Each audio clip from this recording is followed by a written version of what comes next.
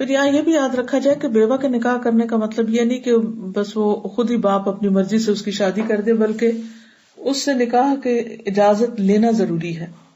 قرآن مجید میں اللہ تعالیٰ فرماتے ہیں یا ایھا الذین آمنوا لا یحل لکم ان ترثوا النساء کرہا، اے مومنو تمہارے لیے جائز نہیں کہ عورتوں کو ترکے کا مال سمجھ کر زبردستی ان پہ قبضہ جما لو، یعنی اپنی مرضی سے ان کے ساتھ جو چاہو سلوک کرو، تو یہ جائز نہیں ہے. جاہلیت کے زمانے میں یہ دستور ہوتا تھا کہ جب کوئی مر جاتا تو اس کے وارث اس کی بیوی کے بھی حقدار بن جاتے. اب ان کا اختیار ہوتا، چاہتے تو خود اس سے نکاح کرتے خواہ وہ راضی نہ بھی ہوتی، چاہتے تو کسی دوسرے سے اپنی مرضی پر اس کا نکاح کرا دیتے، چاہتے تو کسی سے نکاح نہ کرنے دیتے، یعنی چاہتے خود کر لیتے، چاہے کسی اور سے کر دیتے، چاہے کرنے ہی نہ دیتے. یہ میت کے وارث اس عورت پر عورت کے وارثوں سے زیادہ حق رکھتے تھے، تو اس لیے اس چیز سے منع کر دیا گیا کہ اس بات کی اجازت نہیں ہے. اور کماری کی نسبت بیوہ عورت کو زیادہ اختیار دیا گیا کہ وہ اپنے بارے میں بات کر سکے. نبی صلی اللہ علیہ وسلم نے فرمایا شادی شدہ عورت اپنے نفس کی اپنے ولی سے زیادہ حقدار ہے، یعنی ولی سے زیادہ وہ خود اپنا فیصلہ کر سکتی. اور باکرہ نوجوان عورت سے اس کے نفس کے بارے میں اس کا باپ اجازت طلب کرے گا، یعنی باپ پوچھے گا کنواری لڑکی سے، اور اس کا خاموش رہنا اس کی طرف سے اجازت ہے. لیکن جو بیوہ ہے وہ منہ سے بول کر کہے گی کہ ہاں اسے کرنا یہ نہیں، اپنی کھل کے رائے دے گی. اگرچہ کنواری لڑکی بھی کھل کے رائے دے سکتی ہے لیکن عام طور پر نہیں دیتی، تو بیوہ عورت کو نسبتاً زیادہ حق حاصل ہے اپنی رائے کے اظہار کا. پھر اسی طرح نبی صلی اللہ علیہ وسلم نے ایک بیوہ کو فسخ نکاح کا اختیار بھی دیا تھا. عبد الرحمن بن یزید سے مروی ہے کہ ایک شخص جس کا نام خزام تھا، اس نے اپنی بیٹی کا نکاح کسی سے کر دیا. اسے یہ رشتہ پسند نہ تھا اور وہ پہلے سے شوہر دیدہ تھی، یعنی بیوہ تھی. وہ نبی صلی اللہ علیہ وسلم کے پاس آئی اور اس بات کا آپ سے ذکر کیا، یعنی اس نے آ کر آپ کو بتایا. تو آپ نے ان کے والد کے اس نکاح کو رد فرما دیا اور انہوں نے ابو لبابہ بن عبد المنذر سے نکاح کر لیا، یعنی زبردستی کی گئی تھی اس وجہ سے. اچھا، تو آج کے اس لیسن میں اگر کوئی سوال ہے آپ کے ذہن میں تو آپ کر سکتے ہیں، یا کوئی کمنٹ کرنا چاہیں تو. السلام علیکم میم، یہ جو آپ نے ابھی لاسٹ میں واقعہ بیان کیا ہے، تو اس میں جو انہوں نے کسی اور سے نکاح کر لیا کیونکہ ان کا زبردستی نکاح کرایا گیا تھا، تو اس میں کوئی عدت تھی؟ یہاں اصل میں عدت کا واقعہ نہیں بیان ہو رہا، عدت تو ہوتی ہے.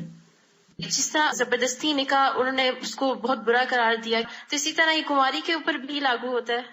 ظاہر ہے یہ تو زبردستی نکاح تو نہیں کیا جا سکتا، لیکن اگر زبردستی کر دیا گیا تو نکاح تو ہو جاتا ہے، پھر اس کو فسخ کیا جاتا ہے، کورٹ میں جاتے ہیں. یعنی یہ نہیں کہ زبردستی نکاح کر دیا جائے تو لڑکی کہ میں مانتی نہیں اور میں اب جہاں مرضی کروں، ایسا نہیں ہوتا.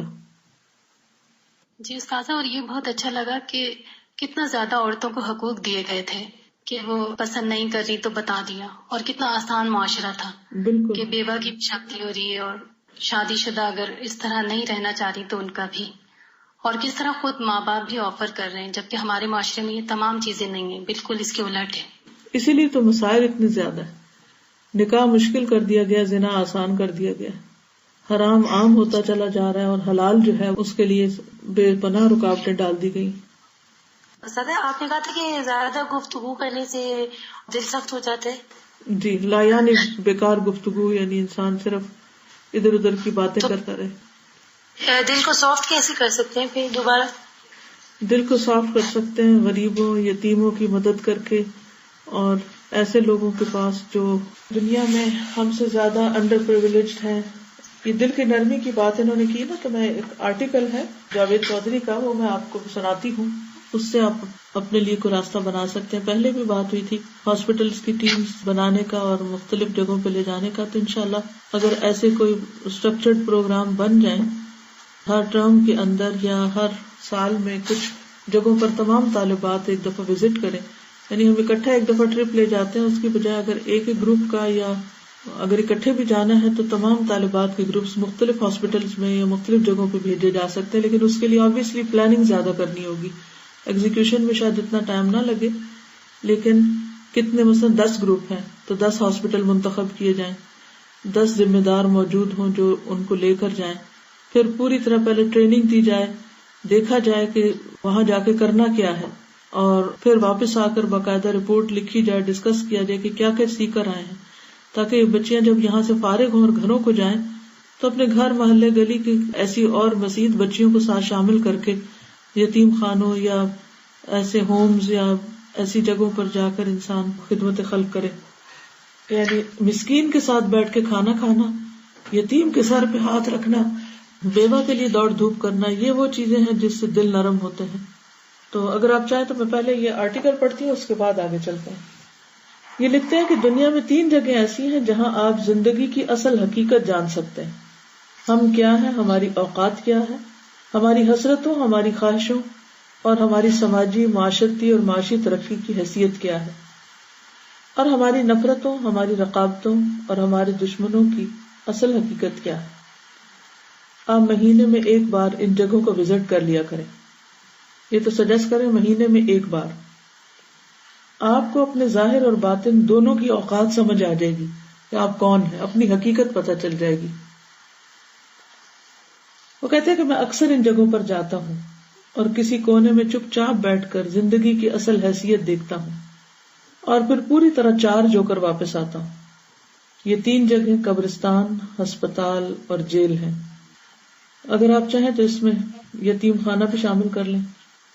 آپ کبھی اپنا سب سے قیمتی سوٹ پہنے، شیو کریں، جسم پر خوشبو لگائیں، جوتے پالش سے چمکائیں. یہ کسی کا آرٹیکل پڑھ نہیں اس لیے شیو کریں انہوں نے لکھا ہے، یہ میری طرف سے نہیں ہے. اپنی سب سے مہنگی گاڑی نکالیں اور شہر کے سب سے بڑے قبرستان میں چلے جائیں. آپ ایک کونے سے دوسرے کونے تک کتبے پڑھنا شروع کر دیں. آپ تمام قبروں کا سٹیٹس دیکھیں. آپ کو محسوس ہوگا ان قبروں میں سوئے ہوئے زیادہ تر لوگ سٹیٹس کے لحاظ سے آپ سے کہیں آگے تھے. یہ لوگ آپ سے زیادہ مہنگے سوٹ پہنتے تھے، دن میں 2 بار شیو کرتے، ان کے پاس زیادہ مہنگی پرفیومز تھی، یہ اٹالین جوتے خریدتے تھے، ان کے پاس آپ سے زیادہ مہنگی اور لگژری گاڑیاں تھیں. لیکن آج یہ مٹی میں مل کر مٹی ہو چکے ہیں اور قبر کا کتبہ ان کی واحد شناخت رہ گیا ہے. آپ کو محسوس ہوگا یہ لوگ رتبے، اختیار اور تکبر میں بھی آپ سے بہت آگے تھے. مکھیاں بھی ان کے ناک پر بیٹھنے سے پہلے 100 بار سوچتی، ہوائیں بھی ان کے قریب پہنچ کر محتاط ہو جاتی، اور یہ کبھی اس زمین، اس ملک اور اس سسٹم کے لیے ناگزیر سمجھے جاتے تھے. لیکن پھر کیا ہوا؟ ایک سانس ان کے پھیپھڑوں سے باہر نکلی اور واپس جانے کا راستہ بھول گئی، اور اس کے بعد یہ لوگ دوسروں کے کندھوں پر سفر کرتے ہوئے یہاں پہنچے اور زندگی انہیں فراموش کر کے واپس لوٹ گئی. اور اب ان کا مرتبہ، ان کے اختیارات، ان کا تکبر اور ان کی ناگزیریت 2 فٹ کے کتبے میں سمٹ کر رہ گئے. یعنی ساری زندگی کی داستان وہ اس کتبے میں لکھی ہوئی ہے. آپ قبرستان کی شکستہ قبر کے سرہانے بیٹھ جائیں، یعنی ٹوٹی ہوئی قبر کے سرہانے بیٹھ جائیں، اپنے ارد گرد پھیلی قبروں پہ نظر ڈالیں اور اپنے آپ سے سوال پوچھیں، میرے پاس کتنا وقت باقی؟ آپ کو اس سوال کے جواب میں تاریکی، سناٹا اور بے بسی کے سوا کچھ نہیں ملے گا. آپ اسی طرح کبھی کبھی ہسپتالوں کا چکر بھی لگا لیا کریں. آپ کو وہاں اپنے جیسے سینکڑوں ہزاروں لوگ ملیں گے. یہ لوگ بھی چند دن، چند گھنٹے پہلے تک آپ کی طرح دوڑتے، بھاگتے، لپکتے اور شور مچاتے انسان تھے. یہ بھی آپ کی طرح سوچتے تھے کہ یہ زمین پر ایڑی رگڑیں گے تو تیل کے چشمے پھوٹ پڑیں گے. ان کا بھی خیال تھا کہ یہ پاؤں مار کر زمین دہلا دیں گے، اور ان کو بھی یہ گمان تھا کہ دنیا کا کوئی وارث، کوئی جراثیم، کوئی دھات انہیں نقصان نہیں پہنچا سکتی. لیکن پھر ایک دن زندگی ان کے لیے عذاب بن گئی. ان کے پاؤں، ان کے ہاتھ، ان کی آنکھیں، ان کے کان، ان کا جگر، ان کا دل، دماغ، ان کے گردے ان کے ساتھ بے وفائی کر گئے، اور یہ اپنے ٹھنڈے گرم محلوں سے نکل کر ہسپتال کے بدبودار کوریڈورز کے مسافر بن گئے. آپ مہنگے پرائیویٹ ہسپتالوں کا چکر ضرور لگایا کریں. آپ کو وہاں وہ لوگ ملیں گے جو مہنگے سے مہنگا ڈاکٹر اور قیمتی سے قیمتی ترین دوائی خرید سکتے ہیں، لیکن اس کے باوجود یہ بے بسی کے عالم میں ہسپتالوں میں پڑے ہیں. کیوں؟ کیونکہ انسان ڈاکٹر اور دوا تو خرید سکتا ہے لیکن شفا نہیں، اور یہ لوگ قدرت کے اس قانون کے قیدی بن کر ہسپتالوں میں پڑے ہیں. آپ مریضوں کو دیکھیں، پھر اپنے آپ کو دیکھیں، اللہ کا شکر ادا کریں اور صحت کی اس مہلت کو مثبت طریقے سے استعمال کریں. آپ جیلوں کا چکر بھی لگایا کریں. آپ کو وہاں ایسے سینکڑوں ہزاروں لوگ ملیں گے جو کبھی آپ کی طرح آزاد پھرتے تھے. یہ رات کے 3 بجے کافی پینے نکل جاتے تھے. یہ سردیوں کی یک ٹھنڈی راتیں اپنے نرم اور گرم بستر پر گزارتے تھے. لیکن یہ کسی دن اپنے حیوانی جذبے کے بہکاوے میں آ گئے، یہ کسی کمزور لمحے میں بہک گئے اور تیش میں، عیش میں یا پھر خوف میں ان سے کوئی ایسی غلطی سرزد ہو گئی جس کی پاداش میں یہ لوگ سلاخوں کے پیچھے پہنچ گئے اور یہ اب جیل کے معمول کے مطابق زندگی گزارنے پر مجبور ہیں، یعنی اپنی مرضی سے نہیں، جیل کے ٹائم ٹیبل کے مطابق۔ آپ سزائے موت کے قیدیوں سے بھی ضرور ملیں، آپ ان سے مل کر محسوس کریں گے۔ ہم اپنی انا کو گنے کے رس کا ایک گلاس پلانے کے لیے، ہم 1 منٹ کے لیے اپنے ناک کو دوسروں کی ناکوں سے بلند رکھنے کے لیے، اور ہم دوسروں کی ضد کو کچلنے کے لیے بعض اوقات ایسی غلطی کر بیٹھتے ہیں کہ موت بھی ہم پر ترس کھانے سے انکار کر دیتی، اور ہم جیل کی سلاخیں پکڑ کر اور اللہ سے معافی مانگ مانگ کر دن کو رات اور رات کو دن میں ڈھلتا ہوا دیکھتے ہیں، لیکن ہماری سزا پوری نہیں ہوتی۔ آپ جیل کے قیدیوں کو سلاخوں کے پیچھے کھڑے ہو کر اپنی بیویوں کو حسرتوں سے دیکھتے ہوئے دیکھیے، آپ ان کی کانپتی ہوئی ان انگلیوں کو دیکھیے جو اپنے بچوں کے لمس کو ترس گئی، آپ ان کے بے قرار پاؤں دیکھیے جنہیں آزادی کا احساس چکھے ہوئے برسوں بیت گئے، آپ ان کی آنکھوں میں تیرتے ہوئے ان رت جگہ ہوتا ہے رات کو جاگنا، آپ ان کی آنکھوں میں تیرتے ہوئے ان رت جگہوں کی فصلیں بھی دیکھیے جنہوں نے اپنی غلطی، اپنی کوتاہی اور اپنے جرم پر معافی مانگ مانگ کر اگائی ہیں، لیکن قدرت یہ فصل کاٹنے پر راضی نہیں ہو رہی۔ آپ ان لوگوں کو دیکھیے، اپنے اوپر نگاہ ڈالیے اور پھر یہ سوچئے آپ پر بھی دن میں ایسے سینکڑوں ہزاروں کمزور لمحے آتے ہیں، آپ بھی لالچ کے بہکاوے میں آتے ہیں، آپ بھی غرور اور تکبر کے ماؤنٹ ایورسٹ پہ چڑھ جاتے ہیں، آپ بھی رکابت کے نرغے میں آ کر دوسروں کی زندگیوں کو کھیل بنا لیتے ہیں، آپ بھی غیرت کے سیراب میں الجھ کر دوسروں کا خون پینے کا فیصلہ کرتے ہیں، آپ بھی دوسروں کے مال کو اپنے بنانے کا منصوبہ بناتے ہیں، لیکن کوئی نادیدہ ہاتھ، کسی دوست کی کوئی نصیحت، حالات کی کوئی مہربانی آپ کو روک لیتی ہے، آپ باز آ جاتے ہیں۔ اور یہ بھی ہوتا ہے قدرت آپ پر خاص مہربانی کرتے ہوئے آپ کی خامیوں، آپ کی کوتاہیوں، آپ کی غلطیوں، آپ کے گناہوں اور آپ کے جرائم پہ پردہ ڈال دیتی ہے۔ یہ آپ کو گواہیوں، ثبوتوں، قانون اور کچہریوں سے بچائے رکھتی، لیکن آپ قدرت کی اس مہربانی کو اپنی چالاکی، اپنا کمال سمجھتے ہیں۔ آپ یہ سمجھ بیٹھتے ہیں کہ آپ چاز سمراج ہیں جسے اللہ نے قانون کی آنکھوں میں خاک جھونکنے کے لیے دنیا میں بھیجا، اور دنیا کا کوئی قانون، کوئی ضابطہ آپ کو پکڑ نہ سکے گا۔ آپ کو قبرستانوں، ہسپتالوں، جیلوں میں بے گناہ معصوم اور انتہائی شریف لوگ بھی ملیں گے۔ یہ لوگ کبھی کوئی ضابطہ اصول نہیں توڑتے تھے، یہ اس قدر محتاط لوگ تھے کہ آب زمزم بھی ابال کے پیتے تھے، یہ دودھ، دہی اور مکھن کے لیے بھی اپنی بھینسیں پالتے تھے، دیسی مرغی کا شوربہ پیتے، یہ ہمیشہ رات 9 بجے سو جاتے، صبح 5 بجے اٹھ جاتے، اور ان سے پوری زندگی کوئی بے اعتدالی، کوئی غفلت سرزد نہیں ہوئی۔ آپ ایسے لوگ بھی دیکھیں گے جو آرام سے اپنے گھروں میں سوئے ہوئے تھے، جو اپنی لین میں گاڑی چلا رہے تھے یا فٹ پاتھ پر اپنی سمت میں جا رہے تھے، اور آپ کو ایسے لوگ بھی ملیں گے جنہوں نے پوری زندگی قانون کا احترام کیا تھا، یہ تھانے کے سامنے گزرتے ہوئے سر جھکا لیتے تھے اور نیلی پیلی ہر قسم کی یونیفارم کو سلام کر کے آگے بڑھ جاتے، جو دوسری جنگ عظیم کے دوران بننے والے قوانین کا بھی احترام رکھتے تھے، اور جنہوں نے آج بھی سائیکل پر بتی لگوا رکھی تھی، لیکن یہ لوگ کچھ دوسرے کیے ہوئے جرائم میں محبوس ہو گئے، یعنی قید میں آ گئے۔ یہ بے گناہ ہونے کے باوجود قانون کے نہ کھلنے نہ ٹوٹنے والے دانتوں میں پھنس گئے۔ آپ کو ایسے لوگ بھی ملیں گے جو کھیرا کاٹنے سے پہلے ڈیٹول سے دھوتے تھے، لیکن یہ لوگ بھی ہسپتال کے مہمان بن گئے، مستقل مہمان۔ اور ایسے لوگ بھی جو فٹ پاتھ پر دوسروں کی موت کا نوالہ بن گئے، جو کسی آوارہ گولی کا نشانہ بن گئے، یا ان کے سر پر کوئی طیارہ آ گرا۔ آپ ان لوگوں کو بھی دیکھیے اور اس کے بعد اپنے اوپر نگاہ ڈالیے اور پھر سوچئے یہ طیارہ آپ پر بھی گر سکتا ہے، دوسری لین سے کوئی گاڑی اڑ کر آپ کے موٹر سائیکل آپ کی گاڑی پہ بھی گر سکتی، اور ڈاکٹر اچانک آپ کو کینسر کا مریض ڈکلیئر کر سکتے ہیں، یا پھر آپ کے دل کے اندر بھی اچانک درد کی ایک لہر دوڑ سکتی اور آپ کو کلمہ تک پڑھنے کی مہلت نہیں ملتی۔ یہ سب کچھ ہمارے ساتھ ہو سکتا ہے، یہ ہم بھی ہو سکتے ہیں، لہٰذا آئیے اللہ تعالیٰ کا شکر ادا کریں اور اس مہلت اللہ تعالیٰ کی اس مہربانی پر اس کا شکریہ ادا کریں، اور کبھی کبھی جیلوں، ہسپتالوں اور قبرستانوں میں بھی 1 گھنٹہ گزار لیا کریں، کیونکہ یہ 3 جگہیں ایسی ہیں جہاں گئے بغیر ہمیں زندگی کی اصل حقیقت، اپنے اوقات اور اللہ تعالیٰ کی مہربانیوں کا اندازہ نہیں ہو سکتا۔ تو خلاصہ یہی ہے کہ انسان کو پڑھنے پڑھانے کے علاوہ کچھ نہ کچھ وقت ایسا نکالنا چاہیے کہ جس میں ایسی جگہوں پر بھی جا کر دیکھے تاکہ قرآن کو مزید ریلیٹ کر سکے اپنی لائف سے۔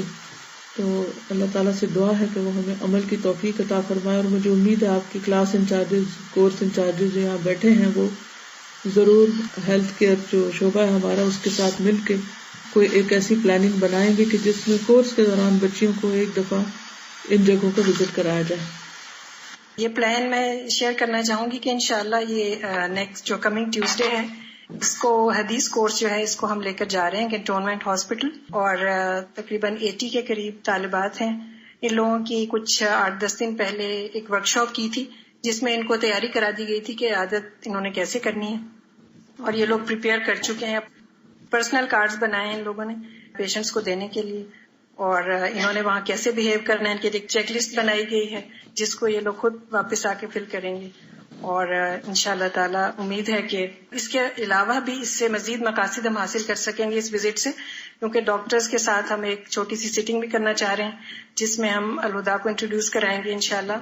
اور اس کے ساتھ پھر یہ کہ تھوڑی سی ٹاک بھی کسی 5-10 منٹ کی ان کو دیں گے انشاءاللہ. ڈاکٹر روبینہ ہمارے ساتھ ہوں گی، اور یہاں سے انچارجز جو ہیں یہ سب ساتھ جائیں گے. اور اس کے علاوہ انشاءاللہ اپنے پروڈکٹس لے کے جائیں گے، اور اس کے علاوہ ہم ان کے لیے گفٹس بھی لے کے جائیں گے ہاسپٹل کے MS کے لیے. آیت شفا کا کارڈ آج ہی آیا ہے جس کا بہت دیر سے انتظار تھا الحمدللہ، تو یہ بھی ہم ان کے لیے گفٹس کے طور پہ لے کے جائیں گے. اور بلکہ میں یہ چاہوں گی کہ یہ کارڈ ایک آج سب لے کر کسی نہ کسی کو گفٹ کریں، کیونکہ اللہ نے ہمیں جو صحت دی ہے اس کے شکرانے کے طور پر کوئی بھی آپ کے آس پاس ایسا مجبور تکلیف میں انسان ہو تو قرآنی آیات کے ذریعے اس کا علاج کا جو ہم پیچھے پڑ چکے ہیں اس کا عملی ثبوت دیں. جی. اور استاذہ اس کے ساتھ پیشنٹس کے لیے ایک چھوٹا سا گفٹ پیک بھی بنایا جس میں ہم ایک فروٹ رکھیں گے، کھجور رکھیں گے، اور دودھ کا ایک پیکٹ رکھیں گے انشاءاللہ. اسی کے اندر اگر یہ آیات شفا والا کارڈ بھی ہو جائے. یہاں سے آپ کے باقی اسٹوڈینٹس اپنی طرف سے ایک گفٹ بھیج سکتی ہیں، یعنی ڈونیٹ کر سکتی ہیں جو ان کے بہاف پر ان کو دے دیا جائے. یہ بھی میں نے دیکھا کہ لوگوں کو پڑھنا نہیں آتا تو جب آپ وہاں جائیں تو انہیں کہیں کہ آپ خود پڑھیں یا کوئی آپ کو پڑھ کے سنائے، تو اس سے انشاءاللہ تعالی ان کو مزید فائدہ ہوگا تاکہ ان کے کارڈ ضائع نہ ہوں. انشاءاللہ. استاذ آپ دعا بھی کیجیے گا کہ اللہ تعالیٰ بہت بابرکت بنائے اس کام کو اور پرماننٹ بیسس پر یہ ایک حصہ بن جائے، کیونکہ اب ہم نے میرا جینا میرا مرنا میں صرف سبجیکٹ کے طور پر نہیں بلکہ عمل کے لیے، کیونکہ یہاں ہم جو کچھ بھی علم حاصل کرتے ہیں وہ عمل کے لیے، تو اللہ تعالیٰ ہمیں عملی میدانوں میں قدم رکھنے کی توفیق عطا فرمائے. اور واپس آ کر ان بچیوں کے ساتھ ایک سیشن اور رکھیں اور سب کے مشورے لیں اور آئندہ کے لیے پھر اس کی روشنی میں پلاننگ کریں. استاذہ ڈاکٹر فردوس کی ظاہر ہے یہ ٹیم لیڈ ہیں، تو یہاں پہ موجود جتنے بھی لوگ ہیں وہ کسی بھی ایسی جگہ پہ یعنی کوئی کلینک ہو یا کوئی ہاسپٹل ہو جہاں پہ یعنی ایکسس کر سکیں، ہمارے اسٹوڈینٹس جا کے وزٹ کر سکیں، اس کے بارے میں بھی ڈیٹیل شیئر کر لیں تو انشاءاللہ پھر گروپ بائی گروپ جا سکتے ہیں وہاں. بہت اچھا ہے. اور اگر کوئی جیل کا طرف کوئی جان پہچان والا ہو تو ایک ٹرپ وہاں کا ہو سکتا ہے. اور اسی طرح قبرستان کا اگر اندر نہ بھی جا سکے تو اوپر کھڑے ہو کر ہمارے ہاسٹل کی دیوار سے بھی کافی چیزیں نظر آتی ہیں. تو ایک تو ہے کہ صرف ایک شغل کے طور پر وہ دیکھو کیا یہ دیکھو، نہیں، پورا اس کا ایک پلاننگ کے تحت کہ کیا دیکھنا ہے اور کس طرح دیکھنا ہے، اور پھر دیکھنے کے بعد بچیوں سے پوچھا جائے کہ انہوں نے کیا محسوس کیا. اور یہ بھی اگر کورسز کے جو ڈاکیومنٹس ہیں ان کے اندر لکھ لیا جائے تاکہ یہ نہ اس دفعہ ہم کریں اور اگلی دفعہ پھر بھول چکے ہوں. یہ ہر سال ہو جب بھی یہ کتاب پڑھائی جائے یا قرآن مجید میں اس طرح کی آیات آئیں تو پورے سال کا اگر انسٹیٹیوٹ کیلنڈر بنا لے کہ کب کس موسم میں کس ہفتے میں کہاں جانا ہے. اور دوسرا میں چاہ رہی تھی ڈاکٹر فردوس کی اگر ایک وہ لگ جائے کوئی آئی کیمپ یا جو پور پیشنٹس کے لیے کہیں پر کسی کچی بستی میں فری کلینک لگ جائے جیسے پچھلے سال بھی کیا گیا تھا، تو اگر مہینے میں ایک ایسی آؤٹ ڈور ایکٹیویٹی بھی ہوتی رہے سال بھر تو آپ لوگ اپنا ایک پلانر بنا لیں حسب ضرورت، اور انسٹیٹیوٹ کے ساتھ بھی مل کر ایک باہم مشورے مشاورت سے، اور ٹریننگ ڈپارٹمنٹ پھر آگے ٹریننگ دینے والا ہو تو انشاءاللہ منظم طریقے سے کام ہوگا تو زیادہ فائدہ ہوگا. اوکے. سبحانک اللہم و بحمدک اشہد ان لا الہ الا انت استغفرک و اتوب الیک. السلام علیکم و رحمۃ اللہ وبرکاتہ. وعلیکم السلام ورحمۃ اللہ وبرکاتہ.